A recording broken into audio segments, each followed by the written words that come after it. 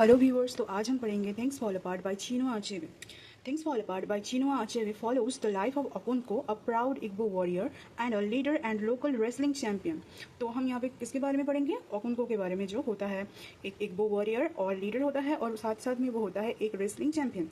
तो वो कहाँ पे होता है? In the fictional Nigerian village of Umuofia. तो आगे बढ़ते हैं।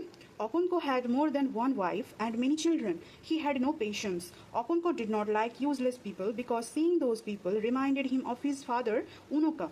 तो यहाँ पे हम क्या देखते हैं? ओकोंको के अंदर कोई भी पेशेंस नहीं थे, और उनका एक से ज़्यादा वाइफ था और बहुत सारे बच्चे भी थे, और वो यूजलेस पीपल को बिल्कुल भी लाइक नहीं करते थे, क्योंकि वो जब भी उन लोगों को देखते थे तभी उनको उनके फादर का याद आ जाता था। Okonkwo was most worried about his eldest son Nwoye. तो यहाँ पे क्या होता है? ओकोंको बहुत ही चिंता में रहता है उसके बड़े बेटे को लेकर, क्योंकि he saw qualities of his father in him. क्योंकि वो उनोका का क्वालिटी देखता है नोए में, तो इसलिए वो हमेशा वरीड रहता है। Umuofia was always at war with other village Mbaino. तो यूमोफिया जो विलेज होता है, ओकोंको का विलेज, तो उस विलेज से मोबाइनो विलेज का हमेशा फाइटिंग चलता रहता था। तो this settlement was made to avoid war after a man from Mbaino killed and Umuofian women in their market place. तो यहाँ पे किस सेटलमेंट की बात हो रही है? हम जानेंगे कि एक आदमी, मोबाइनो की एक आदमी ने यूमोफिया की एक औरत को मार्केट प्लेस में ही मार देता है। तो इकमेफ्यूना इस सेटल होता है वॉर को रुकवाने के लिए। Ikemefuna, a young boy from Mbaino, was handed over to Umuofia as compensation for the crime. तो क्या होता है? इस क्राइम की जो मुआवजा होता है वो इकमेफ्यूना को क्या करते हैं? मोबाइनो ग्रुप के लोग करते हैं। इकमेफ्यूना को यूमोफिया ग्रुप को सेंड करते हैं सेटलमेंट के लिए, ताकि वॉर ना हो। तो इकमेफ्यूना है एक यंग बॉय 15 साल का। तो यहाँ हम जानेंगे Okonko takes responsibility of the boy. He lived in Okonko's family for 3 years and became a close friend of Noe। तो यहाँ पे हम क्या देखते हैं कि इकमेफ्यूना जो है उसका रिस्पॉन्सिबिलिटी लेता है ओकोंको, और वो ओकोंको के फैमिली के साथ ही रहता है 3 साल, और क्लोज फ्रेंड बन जाता है ओकोंको के बड़े बेटे का, और ओकोंको भी उसको अपने बच्चे की तरह ही ट्रीट करता है। तो during the clan secret week of peace, Okonko becomes very angry at his youngest wife, Ojiugo, and beats her. This news spread everywhere in the village। तो यहाँ पे हम देखते हैं कि ओकोंको अपनी सबसे छोटी वाइफ को बहुत ही मारता रहता है, और ये न्यूज़ पूरे गांव में फैल जाता है।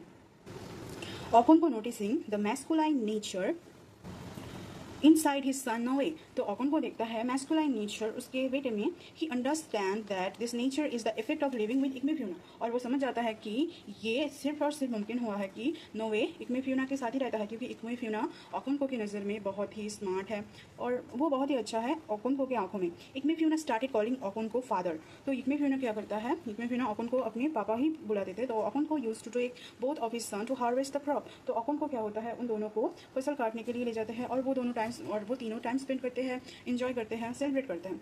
तो one such day the elder of the tribe Ezeudu decides that the boy Ikemefuna जो होता है Ikemefuna would have to be killed. तो एक दिन क्या होता है? उस ग्रुप के एक एल्डर ट्राइब जिसका नाम होता है इजेउरू, वो ओकोंको को बताता है कि जो बॉय है इकमेफ्यूना वो उसको अब मार देना चाहिए। The next day a group of elders come to his house and started discussing how to kill Ikemefuna. तो उसके बाद के दिन गांव वाले ओकोंको के घर में आता है और डिसाइड करते रहते हैं कि उसको कैसे मारा जाए। और उनमें से also a man tells Okonkwo not to kill him because he calls him pa. If he kills him he will be cursed. तो उस ग्रुप में से एक इंसान ये भी बोलता है ओकोंको को कि ओकोंको उसको ना मारे, क्योंकि इकमेफ्यूना उसको पा बुलाता है। पा का मीन्स होता है फादर। तो अगर वो उसको मार देता है तो ओकोंको कर्स्ड में डूब जाएगा। Okonko wants to show his masculinity and he called Ikmefiuna and said that he would take him to his house tomorrow morning। तो Okonko को अपना masculinity पावर दिखाना होता है, और वो Ikmefiuna को बुलाता है और बोलता है कि वो कल उसको अपने घर लेके जाएगा। Okonko showing that he is not emotional. Noe becomes sad because he would be separated from Noe।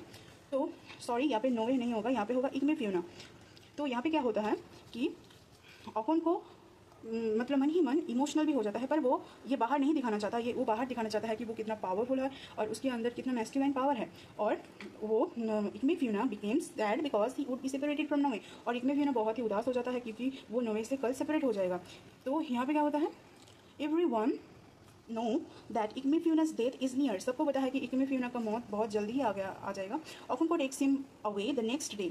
ओकोंको उसको उसके बाद के दिन ले जाता है। Ikemefuna also had some idea that Okonkwo would not take him to his house. Ikemefuna को भी अंदाजा लग जाता है कि ओकोंको उसके घर नहीं लेके जाएगा। And he did not know that Okonkwo was taking him to kill him. और उसको ये पता नहीं था कि ओकोंको उसको ले जा रहा है सिर्फ और सिर्फ उसे मारने के लिए। ओकोन को took him to the forest and attacked him from behind. तो ओकोन को उसको फॉरेस्ट में लेकर जाता है और पीछे से वार करता है. Before he died, he looked at ओकोन को and shouted पा.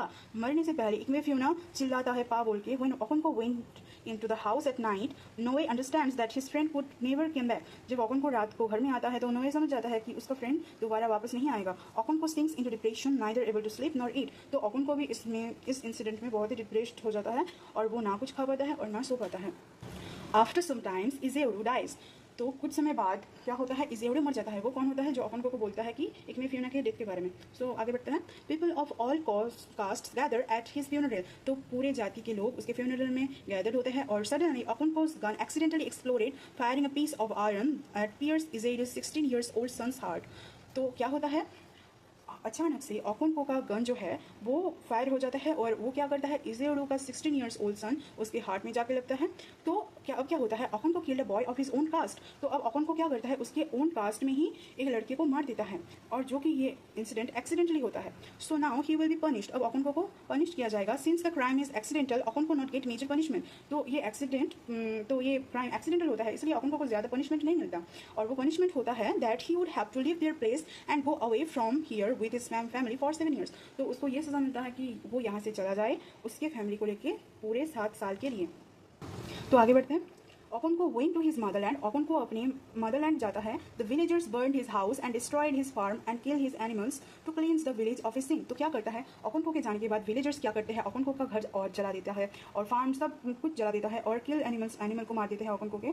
क्योंकि क्या करना है विलेजर को, वो एक गलत फहमी में है कि अगर वो ये सब करते हैं तो विलेज क्या होगा, ओकोन को के सिन से मुक्त हो जाएगा, पापों से मुक्त हो जाएगा. During the second year of Okonkwo's exile Obierika brings several bags of cowries that he has made by selling Okonkwo's yams. तो क्या होता है, एक्साइल के 2 साल में क्या होता है, ओबेरिका आता है. ओबेरिका होता है ओकोन को का सबसे क्लोजेस्ट फ्रेंड. तो वो ले आता है बहुत बैग में काउरीज. तो काउरीज उनके करेंसी होता है तब. तो जो क्या करता है ओबेरिका, ओकोन को उसकी याम्स को बेच के ले आता है. And also brings the bad news that a village has been destroyed by the white man. और ये एक बुरी खबर लाता है कि एक विलेज डिस्ट्रॉयड हो जाता है बाय द वाइट पीपल. जो गोरे लोग आ जाते हैं वहाँ पे तो वो सब एक गांव को पूरा डिस्ट्रॉय कर देते हैं. They are very dangerous, they have modern weapons and the villagers cannot fight with them. और वो बहुत डेंजरस होते हैं, उनके पास मॉडर्न हथियार होता है और विलेजर्स उनके साथ फाइट नहीं कर सकते. Christian missionaries were asking them to convert to Christianity. तो क्रिश्चियन मिशनरीज जो होता है वो विलेजर्स को बोलता है कि क्रिश्चियनिटी में कन्वर्ट होने को. इंटरेस्टिंगली नोए बिकम फैसिनेटेड विद क्रिश्चियनिटी. तो इंटरेस्टिंगली क्या होता है, नोए बहुत ही मुग्ध हो जाता है ये सब देख के. और he had already seen a lot of short coming in his clan and also innocent children were killed. तो ये क्या होता है, उसके क्लैन में बहुत सारी कमियां देखते हैं और ये भी देख चुका है कि इनोसेंट बच्चे कैसे उसके क्लैन में मारे जाते हैं. People abandon their religion and turn into Christianity. People क्या करते हैं, उनके रिलीजन में अबांडोन कर देते हैं और क्रिश्चियनिटी में टर्न हो जाता है. They lost faith in their rituals. वो अपना जो फेथ होता है रिचुअल्स में सब गवा देते हैं. When the white people came they attacked their religion. जब गोरे लोग आते हैं तो वो क्या करते हैं, रिलीजन में फर्स्ट अटैक करते हैं. The villagers were quietly following their rituals, thinking that God will punish these people and say that white people will die within 28 days. जो सारे विलेजर्स होते हैं उनमें से बहुत लोग तो सुधर गए होते हैं पर और बहुत लोग होते हैं जो अभी भी अंधविश्वास में जीते हैं और वो सोचते हैं कि व्हाइट पीपल मर जाएंगे 28 डेज क्योंकि क्या गॉड उनको पनिश करेंगे. तो बाद में क्या होता है, 28 दिन के बाद होता है. When the white people were still alive after 28 days, their faith was broken. तो 28 दिन के बाद फिर भी जब गोरे लोग जिंदा होते हैं तो उनका विश्वास क्या होता है, टूट जाता है.